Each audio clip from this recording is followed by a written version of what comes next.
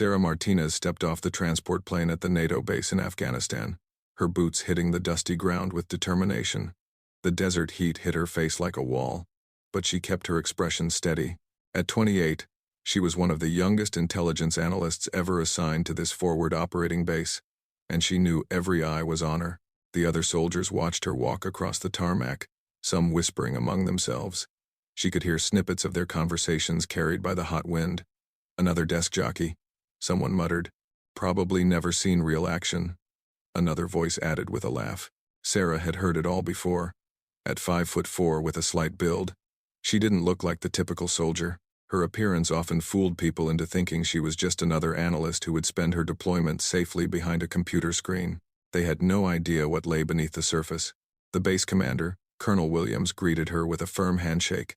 "Welcome to Forward Operating Base Thunder, Martinez. Your reputation precedes you." His words were professional, but Sarah caught the skeptical looks from the other officers standing nearby. "Thank you, sir. Ready to get to work?" she replied, shouldering her pack with ease. The next few days fell into a routine.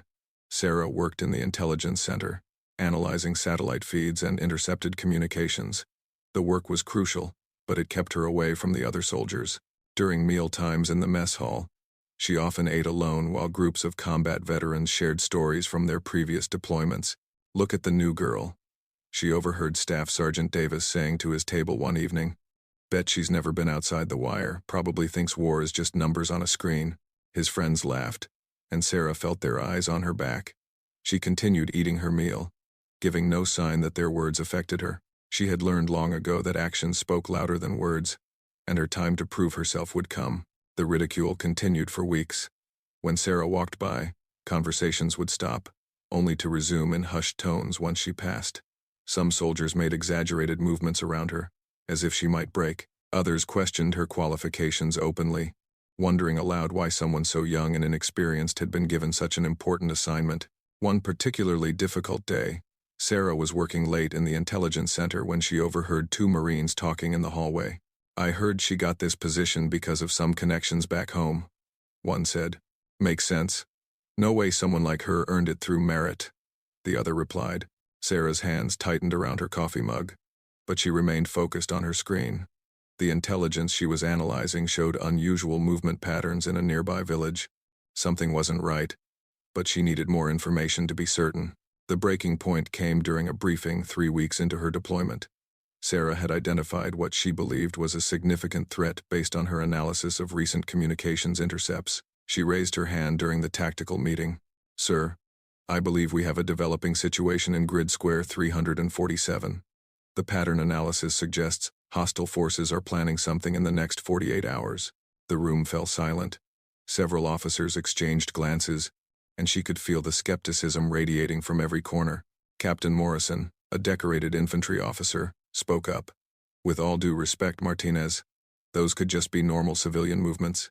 We can't launch operations based on computer analysis alone. The patterns are consistent with pre-attack positioning, sir. The timing correlates with several intercepted messages mentioning the same time frame," Sarah insisted, pulling up her data on the main screen. "Look, rookie," Staff Sergeant Davis interrupted. "This isn't some training exercise. Out here we deal with facts, not computer theories. Maybe stick to what you know." Laughter rippled through the room, and Sarah felt her face burn with embarrassment and anger. Colonel Williams called for order, but the damage was done. Her credibility had been publicly questioned, and many in the room seemed to agree with Davis. After the briefing, Sarah returned to her workstation feeling defeated. The intelligence was solid. She was certain of it, but no one would listen. She had spent years training for this moment, excelling in every program and course the military had put her through, only to be dismissed because of her appearance and assumed inexperience. That evening, as she sat alone reviewing the data for the 100th time, her secure communication device buzzed. It was a message from a contact she hadn't heard from in months. Someone from her past that most people at the base didn't know existed. The message was brief. "Heard you're having credibility issues. Time to remind them who you really are. The package arrives tomorrow." Sarah stared at the message for a long moment, then deleted it. She had hoped to keep her past buried, to start fresh and prove herself based solely on her intelligence work. But it seemed the universe had other plans. The next morning brought news that changed everything. During the night, hostile forces had indeed moved into the exact positions Sarah had predicted. They were planning an attack on a nearby village where NATO forces were scheduled to conduct a humanitarian mission. The base erupted into activity as commanders scrambled to adjust their plans. Sarah's analysis had been completely accurate, but the revelation brought little satisfaction. Lives were now at stake, and politics suddenly seemed very small. Colonel Williams found her in the intelligence center. "Martinez, your analysis was spot on. We need you to help coordinate the response." "Yes, sir," she replied, already pulling up tactical displays. As the day progressed, Sarah worked closely with the tactical teams to track enemy movements and predict their next moves. Her insights proved invaluable, helping to position friendly forces for maximum effectiveness while minimizing risk to civilians. But even as her stock rose with the command staff, many of the enlisted soldiers remained skeptical. She could see it in their faces during briefings, hear it in their conversations. To them, she was still just a lucky analyst who had made one good guess. The real test came that afternoon when Colonel Williams received an urgent communication. A special operations team was being deployed to the area, and they would need the most current intelligence available. "Martinez, you're our best analyst on this situation. I want you to brief the team leader personally," the colonel said. Sarah nodded, gathering her materials. She had no idea that the team leader arriving at their base was someone who would recognize not just her work, but her true identity. As she prepared for the briefing, Sarah caught sight of herself in the mirror of the women's bathroom. For just a moment, she considered whether it was time to reveal the truth about who she really was. The tattoo on her back had been hidden for months, covered by her uniform and the careful way she carried herself. But circumstances were about to force her hand in ways she never expected. The helicopter carrying the special operations team landed just as the sun began to set, its rotors kicking up a cloud of dust that obscured the figures emerging from its belly. Sarah stood with the other staff officers, waiting to brief the new arrivals on the tactical situation. As the dust settled, she could see the team moving toward them with practiced efficiency. They were clearly seasoned operators, moving with the confidence that came from countless missions in hostile territory. But it was their leader who caught her attention. Even from a distance, there was something familiar about the way he moved. The set of his shoulders, the deliberate pace of his approach. Sarah felt a chill run down her spine that had nothing to do with the desert evening air. The team leader removed his helmet as he approached the group of officers, revealing a weathered face marked by years of combat experience. When his eyes met Sarah's across the crowd, she saw a flicker of recognition that made her blood run cold. Commander Jake Reaper Sullivan had arrived at Forward Operating Base Thunder, and Sarah knew that her carefully constructed new identity was about to collide with a past she had tried desperately to leave behind. Commander Jake Sullivan walked into the briefing room with his team, his presence immediately commanding attention from everyone present. The Navy SEAL had a reputation that preceded him, known throughout the special operations community as one of the most effective team leaders in active service. His call sign Reaper had been earned through years of successful missions in the most dangerous places on Earth. Sarah stood at the front of the room, her briefing materials arranged neatly on the table. She kept her expression professional, but inside, her heart was racing. She hadn't seen Jake in over 3 years. Not since that night in Syria when everything had gone wrong. "Ladies and gentlemen, this is Commander Sullivan and his team," Colonel Williams announced. "They'll be taking point on the operation based on Martinez's intelligence analysis." Jake's eyes swept the room, taking in each face with the practiced assessment of a man who had survived countless dangerous situations. When his gaze landed on Sarah, he paused for just a fraction of a second longer than necessary. "Analyst Martinez will brief you on the current tactical situation," the colonel continued. Sarah stepped forward, activating the main display screen. "Good evening, Commander. Based on our intelligence gathering over the past 72 hours, we've identified a significant threat developing in this sector." She launched into her presentation, detailing enemy positions, likely attack routes, and potential civilian casualties. Her analysis was thorough and professional, but she could feel Jake's intense stare throughout the entire briefing. He asked several technical questions, testing her knowledge and understanding of the tactical situation. "Your assessment of their likely escape routes," Jake said during a pause in the presentation. "It shows a level of operational understanding that's unusual for a base analyst." The comment hung in the air, loaded with meaning that only Sarah understood. Several other officers nodded in agreement, impressed by her detailed knowledge. "I've studied their tactics extensively, sir," Sarah replied carefully. "Pattern analysis can reveal a lot about operational preferences." Jake leaned back in his chair, his expression unreadable. Pattern analysis. Of course. After the briefing concluded, the room began to clear as officers departed to make their preparations. Sarah was gathering her materials when Jake approached her. "Analyst Martinez," he said quietly, "I'd like to go over some details of your assessment." Privately, Sarah felt her stomach drop, but she nodded. "Of course, Commander." They walked to a small conference room down the hall. Jake closed the door behind them and turned to face her, his expression serious. "Elena Rodriguez," he said quietly. "I wondered what happened to you." Sarah's carefully maintained composure finally cracked. Elena Rodriguez had been her name during a classified operation 3 years earlier, when she had worked as an undercover operative in Syria. It was a name that officially no longer existed. "That person is gone, Jake," she said, using his real name for the first time in years. "I'm Sarah Martinez now. I'm just an analyst." Jake studied her face for a long moment. "Just an analyst? Is that what you tell yourself?" "It's what I am now. What I chose to be." "And the ghost hawk? Is that gone too?" The mention of her former call sign hit Sarah like a physical blow. Ghost Hawk had been the name whispered in intelligence circles, the operative who could infiltrate any target, gather any information, and disappear without a trace. She had been one of the military's most valuable assets until everything fell apart in Syria. "That operation went bad, Jake. People died because of my intelligence. I can't be that person anymore." Jake moved closer, lowering his voice even further. "That operation went bad because we were betrayed from the inside. Your intelligence was perfect. It was the mission parameters that were compromised.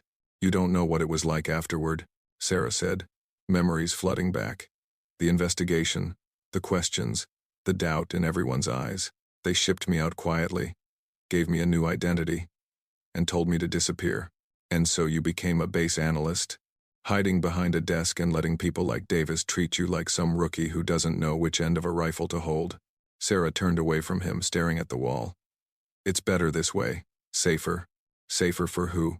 Because right now, we've got a mission that could use someone with your skills. Real skills, not just computer analysis." Before Sarah could respond, there was a knock at the door. "Commander Sullivan?" It was Colonel Williams. "We need to finalize the mission parameters." "On my way, sir," Jake called back. He turned to Sarah one more time. "This conversation isn't over. Elena. Or Sarah. Whoever you're pretending to be now." After he left, Sarah remained in the conference room for several minutes, trying to regain her composure. The past she had worked so hard to bury was threatening to surface at the worst possible time. Over the next 24 hours, Sarah watched from the intelligence center as Jake's team prepared for their mission. The operation was complex, requiring precise coordination and real-time intelligence updates. She found herself working closely with the SEAL team, providing tactical analysis and monitoring enemy communications. Despite her emotional turmoil, Sarah's professional instincts took over. She tracked enemy movements with the skill that had once made her legendary in the special operations community. Her insights helped the team avoid 2 potential ambushes and identify a previously unknown weapons cache, Jake noticed. During one of the planning sessions, he made a comment that caught the attention of several other officers. "Martinez, your tactical awareness is exceptional. Have you considered applying for advanced training?" Staff Sergeant Davis, who was present for the briefing, snorted. "Come on, Commander. She's good with computers. But let's not get carried away."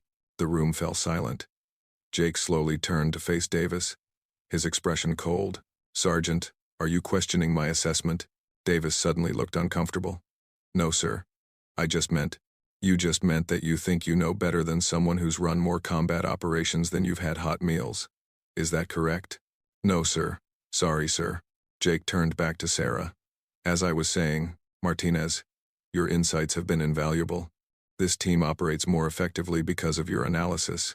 The praise from a decorated SEAL commander carried weight that no one in the room could ignore. For the first time since arriving at the base, Sarah saw respect in the eyes of her fellow soldiers. But the moment of validation was short-lived. That evening, Sarah received another encrypted message on her secure device. This one was longer and more detailed than the previous communication. It contained intelligence about the current mission that wasn't available through normal channels. Someone with high-level access was feeding her information, and the implications were terrifying. The message suggested that the mission Jake's team was about to undertake had been compromised, just like the operation in Syria 3 years earlier. Sarah stared at the message, her hands shaking. The intelligence indicated that enemy forces knew about the planned raid and were preparing an ambush. Jake's entire team could be walking into a trap, and she was the only one who knew about it. But revealing what she knew would mean explaining how she had obtained the information. It would expose her past and potentially compromise other ongoing operations. The same impossible choice that had haunted her since Syria was presenting itself again. She tried to convince herself that the intelligence might be wrong, that it could be disinformation designed to disrupt the mission. But deep down, she knew it was accurate. The patterns were too consistent, the details too specific. As she sat in the darkened intelligence center, Sarah realized that she couldn't let Jake and his team walk into an ambush, no matter the cost to herself. The Ghost Hawk might be officially dead, but the person who had earned that call sign was still alive inside her. She began typing a detailed analysis of the compromised mission parameters, knowing that explaining how she had obtained the information would require revealing everything. Her fingers hesitated over the keyboard as she considered the consequences. Once she sent this report, there would be no going back. Her carefully constructed new life as Sarah Martinez would be over, and she would have to face the questions and suspicions that came with her past. But Jake's life was worth more than her comfortable anonymity. Sarah took a deep breath and continued typing. She detailed the intelligence about the compromised mission, the likely ambush points, and the recommended changes to the operational plan. At the bottom of the report, she added a single line that would change everything. Intelligence source, Ghost Hawk Actual. As she prepared to send the message, Sarah heard footsteps in the corridor outside. Someone was approaching the intelligence center, and she had a feeling that her past was about to catch up with her in ways she never expected. The door to the intelligence center opened, and Jake stepped inside. His expression was grim, and Sarah realized that he already knew more than he had let on during their previous conversation. "Elena," he said quietly, "we need to talk. And this time, I need the whole truth." Sarah's finger hovered over the send button as she looked at the man who represented both her greatest failure and her last chance at redemption. Whatever happened next would determine not just the fate of the mission, but the future of the person she had tried so hard to become. Jake closed the door behind him and activated the room's security protocol, ensuring their conversation would remain private. Sarah sat frozen at her workstation, the unsent message still displayed on her screen. "You've been in contact with Blackwood," Jake said. It wasn't a question. Sarah's blood ran cold. Blackwood was the code name for a deep-cover intelligence asset who had been her handler during the Syrian operation. If Jake knew about Blackwood, then he knew far more about her situation than she had realized. "How long have you known?" she asked quietly. "About 6 months. Blackwood reached out to me after you were reassigned here. He's been keeping tabs on you, making sure you stayed safe." Jake pulled up a chair and sat down facing her. "Elena, the Syrian operation wasn't your fault. We've known that for over a year now. The leak came from inside the Pentagon. Someone with access to the highest levels of operational planning. Then why hasn't anything been done about it?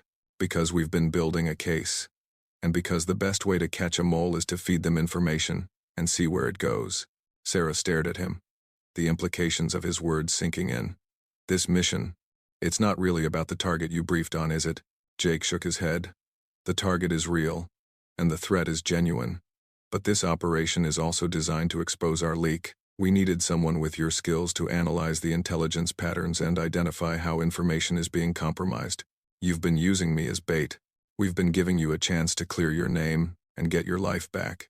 Sarah stood up and walked to the window, looking out at the base where soldiers were preparing for what they thought was a routine operation. "What about your team? Are they real? Or are they part of this setup too?" "My team is real, and they're the best operators I've ever worked with.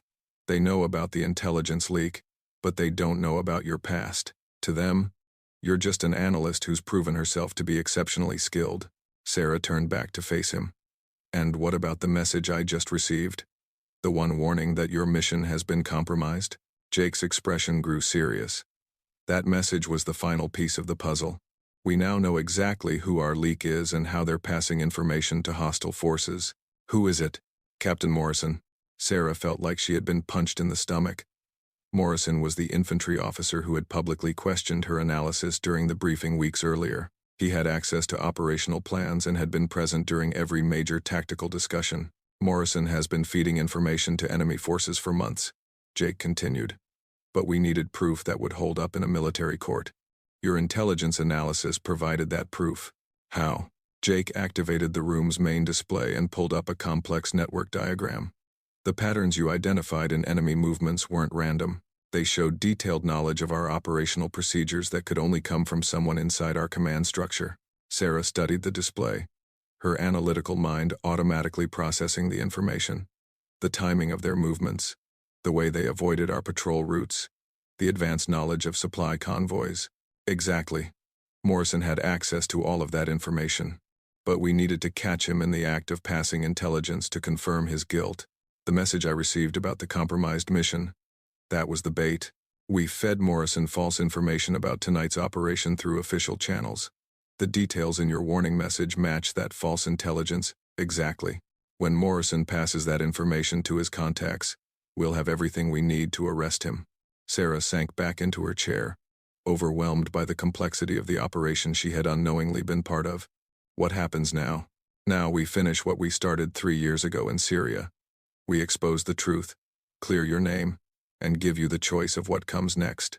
Before Sarah could respond, alarms began blaring throughout the base. The sound of running feet and shouted orders filled the corridors outside the intelligence center. Jake immediately activated his radio. Reaper 1 to base command. What's our status? Colonel Williams' voice crackled through the speaker. Commander, we have multiple hostile contacts moving toward the base perimeter.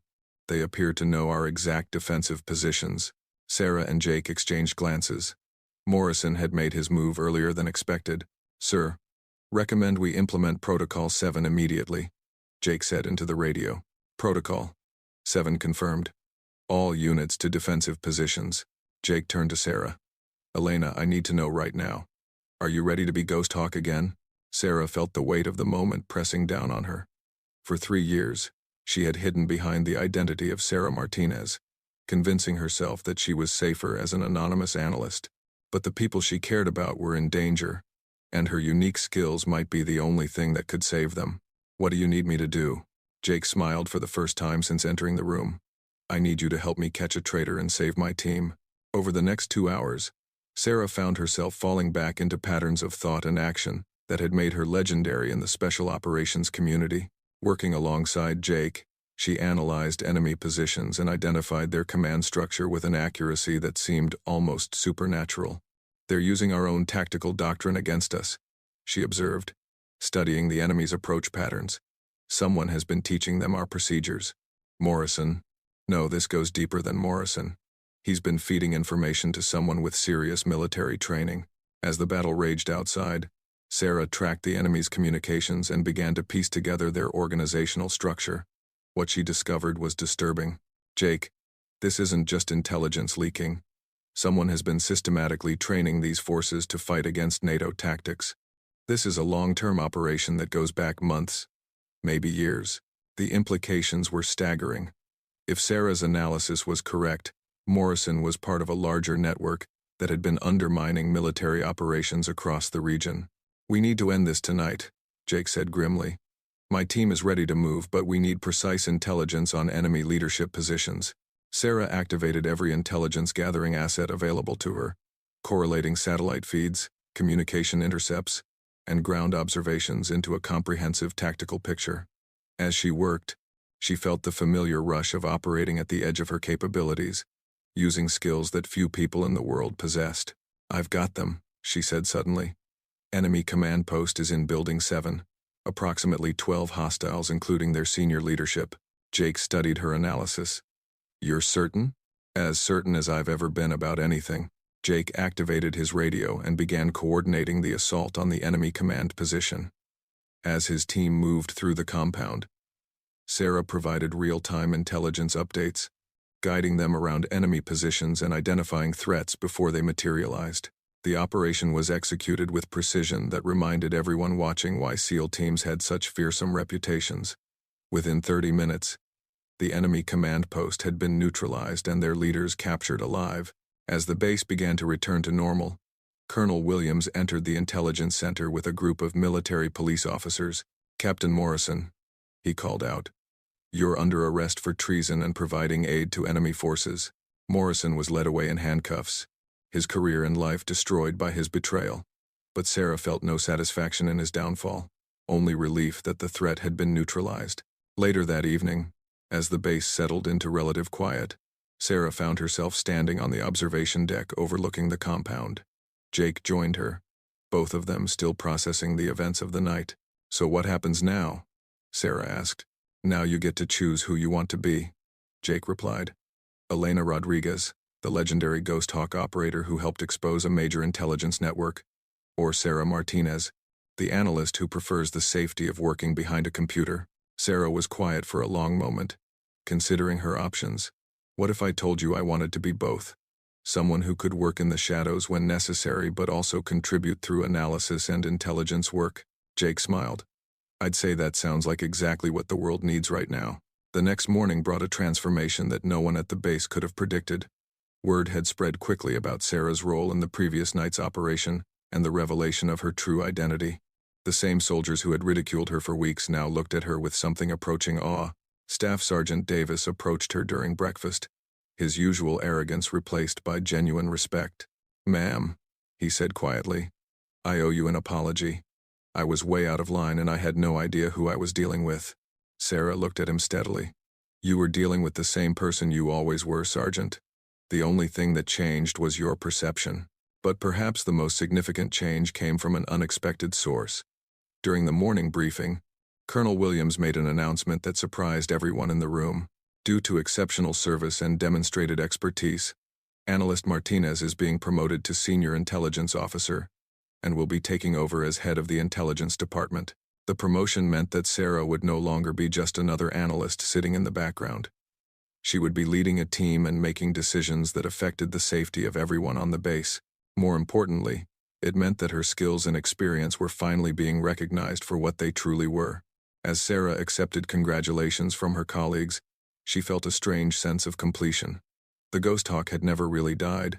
It had just been waiting for the right moment to emerge again. But this time, she wouldn't be operating alone in the shadows. She would be working openly, using her abilities to protect the people she cared about and make a genuine difference in the world. That afternoon, as she was organizing her new office, Sarah received one final encrypted message from Blackwood. "Welcome back, Ghost Hawk. We've missed you." Sarah smiled and deleted the message.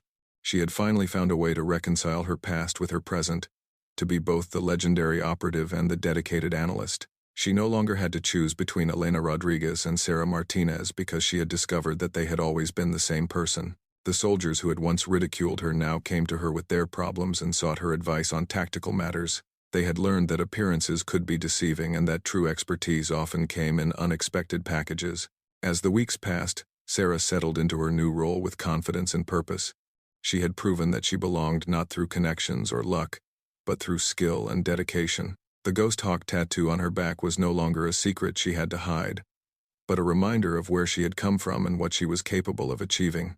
Years later, when new analysts arrived at forward operating bases around the world, they would hear stories about the legendary Sarah Martinez, the intelligence officer who had exposed a major spy network and saved countless lives.